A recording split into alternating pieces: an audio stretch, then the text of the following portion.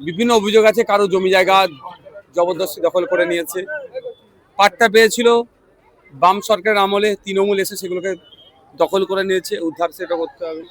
একজনের ভাই হসপিটালে, সুমিত বাছাল সম্ভবত সেটির নাম, হসপিটালে ছিল, আর্জি করে ভর্তি ছিল, সকাল থেকে তাকে পাওয়া যাচ্ছে না, কারো ওই ভোটার ডিলিট হয়ে গেছে সেই অভিযোগ, কারো বার্ধক্য ভাতা পাচ্ছে না, এই ধরনের অভিযোগ।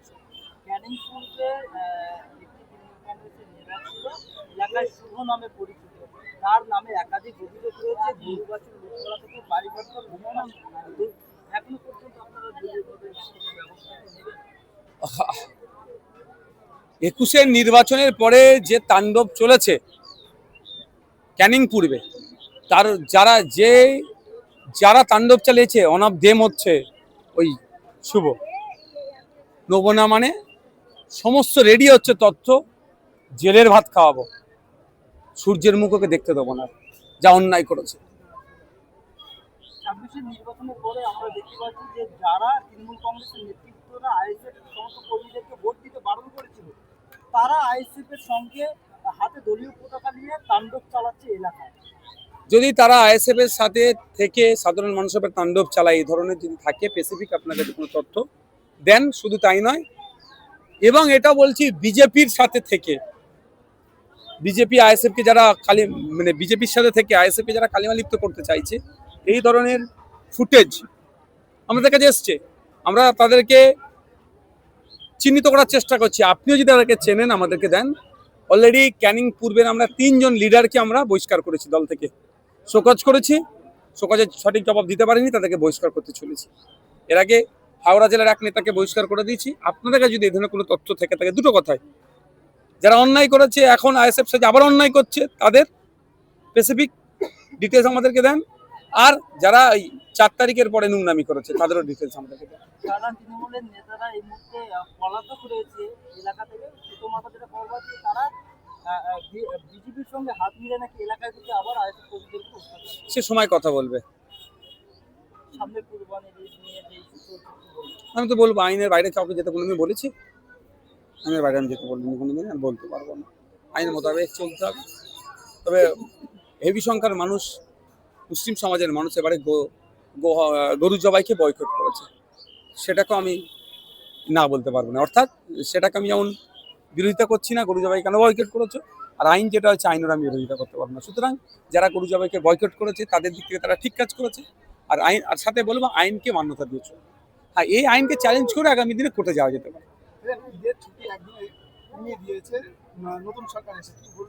আর বিজেপি এমন করছে যেন আমরা জন্মের পর থেকে ঈদের ছুটি 10 দিন করে উপভোগ করতাম। আমাদের ভাগ্যে ঈদের 2 দিন ছুটি কোনোদিন ছিল না, এইবারই প্রথম হতো, এটা বলে রাখছি, এইবারই প্রথম হতো। তৃণমূলকে আমরা বারবার বলে এসেছিলাম ঈদের 5 দিন ছুটি, এবারে বকরা ঈদ অর্থাৎ ঈদুল আজহার 2 দিন ছুটি দিয়েছিল, এইবারই প্রথম শুরু করেছিল।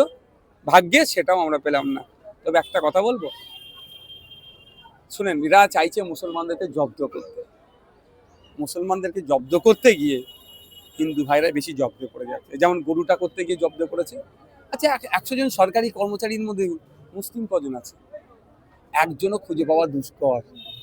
তাহলে 2 দিন যদি ছুটি পেত, তাহলে 2 দিন হিন্দু সমাজের 99% যারা সরকারি কর্মচারী পরিবার পরিজনকে নিয়ে একটু আনন্দে থাকতে পারতো। হ্যাঁ, মুসলিম সমাজের ঈদের দিনে আগের দিনে গাওয়া, ঈদ করে আবার বেরিয়ে চলে আসতে হবে, দূর দূরান্তে যারা আছে কষ্ট হবে স্বাভাবিক। আরে সংখ্যালঘু তো সারা পৃথিবী জুড়ে দেখুন সংখ্যালঘুদের উপর দমন পীড়ন চলছে, সে মমতা ব্যানার্জির আমলেও হয়েছে, এই আমলেও হবে। এটা আমরা একটু বেশি করছে। তবে সেই মুসলমানদেরকে জব্দ করতে গিয়ে আবার 99% হিন্দু ভাইদের ছুটিটা কেটে নিল।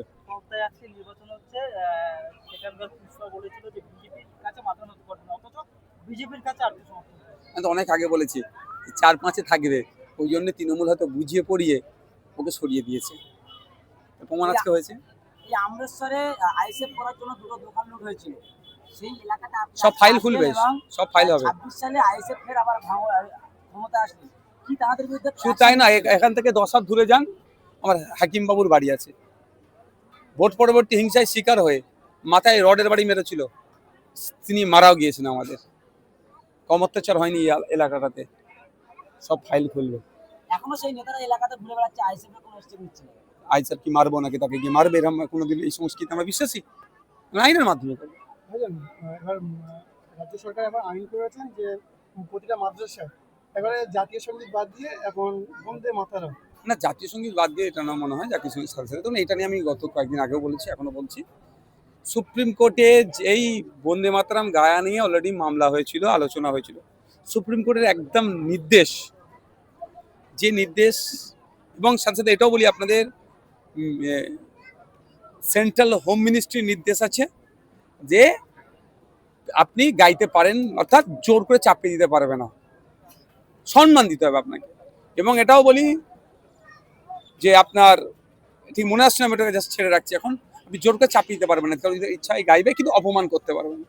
ঠিক একইভাবে বন্দে মাতরম বলার গাওয়াটাকে মুসলিমদের উপরে চাপিয়ে দেওয়ার চেষ্টা হচ্ছে, আর্টিকেল 25 আর্টিকেল 30 পরিপন্থী, সুপ্রিম কোর্টের অর্ডারের পরিপন্থী, এটা অসাংবিধানিক মনে করছি। এটা নিয়েও আগামী দিনে আমরা আইনি চ্যালেঞ্জ করব। রাজ্জাক খানের পরিবার অসহায় আপনার সহযোগিতা চাইছে, এই অবশ্যই সহযোগিতা দেবো, তো আইনি লড়াই করবো, তার চাকরি ফিরে পাওয়ার লড়াই আমি থাকবো যাবেন তার বাড়ি? অবশ্যই। বাড়িতে যাওয়াটা বড় কথা নয়, তাকে আমরা সহযোগিতা করবো। Thank you.